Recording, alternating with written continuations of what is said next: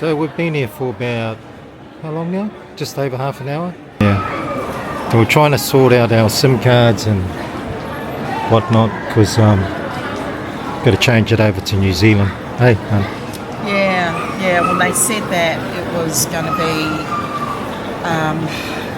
it'll just be international roaming, which both of our phones are switched onto international roaming, but we can't download any data, like it's sending texts and things like that with no data. So yeah. So yeah, we've got to fill in all this stuff. it's all good. It is what it is. It is what it is. It's just frustrating. But we'll get there. So we've got the we haven't picked up the motorhome, so we've got to go get the car, then we've got to go do the induction with the motorhome, and it's like 10 to 2 now, I think it is. Yeah. You saw from that video, it was quite stressful when we first landed, and now I'm just editing these videos out, and I wanted to share some key things for that. Looking back, I'll do differently now. So the first thing is, when we jumped off the flight, even though I had international roaming on my phone, now I'll just give you some context on this. Our phones are prepaid, so it might be a little bit different for postpaid if you're paying monthly for your phone, but these are prepaid. And so what we did was I notified my carrier that, we would switch to roaming when we arrived. When we came off the flight, it switched to the local carrier, but the data wasn't connecting, which was really stressful because we weren't able to access GPS and where we were walking to. I couldn't get into my emails because I don't print anything up. So, the video that you saw was me trying to work out how to get data. So what we did was, I thought, bugger it, this is too hard, I'm just going to get a SIM card from the local providers that were there at the airport. And in this case, it was Spark. And so when I spoke to the lady, I said, look, we're going to be mobile, we're moving around New Zealand. I really need a lot of data because I'm going to be shooting a few videos and uploading them as well. And, she looked at the packages and said, this one here would be awesome for you. It's $17 and you'll get access to 50 gig. And I thought, yeah, that's good. That'll do me. A week into that, so I was able then to change the SIM card there and then. It was easy. In fact, she did it all for us. Changed my SIM card over. Sweet.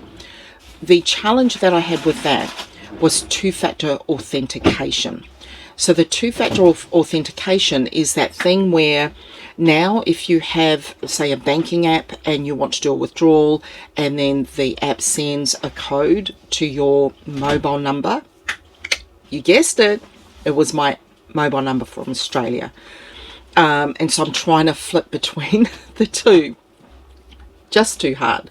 So here's a couple of things that I would suggest you do.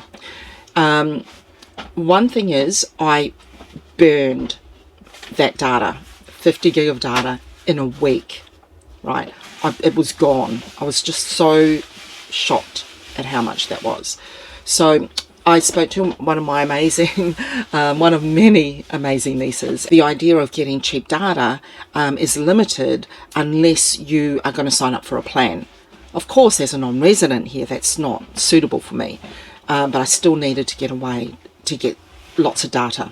So I was introduced to 2 degrees, and I'll drop the link here. It's been a saviour. So I paid 80 New Zealand dollars for unlimited data, unlimited texts and SMSs. It is prepaid, right?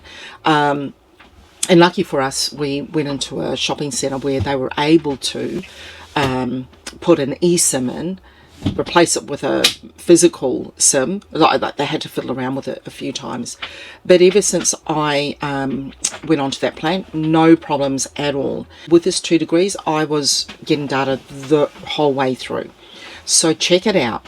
Now, the key to that working is if you're in Australia, and check the website because it might also apply to other countries, order it. order yourself a SIM card before you come. Give yourself, even in the last month before you travel overseas, get that delivered to you so that you can put that in your phone. Now, I don't know where my phone is, but, oh, here it is. It's charging. So that's my Apple phone, Apple for 13. And I mention that because the great thing with the 2 degree SIM card is you're able to actually, it holds 2 numbers. So you can have dual numbers on that as well. So that was an amazing lesson. I will continue to keep 2 degrees for that travel. The other thing is with the banking. Okay, so we get to pick up our car and both our cards were declining. We could not use the physical cards here. Yet I had already gone on and completed each of the bank services online to let them know that we were going to be overseas for a period of time. So even though that was the case, we were not able to access cash and the wouldn't work. Thank goodness the person at the hire car facility said, hey, I'll just use the details that you provided online when we first booked it. So we're able to cover it that way.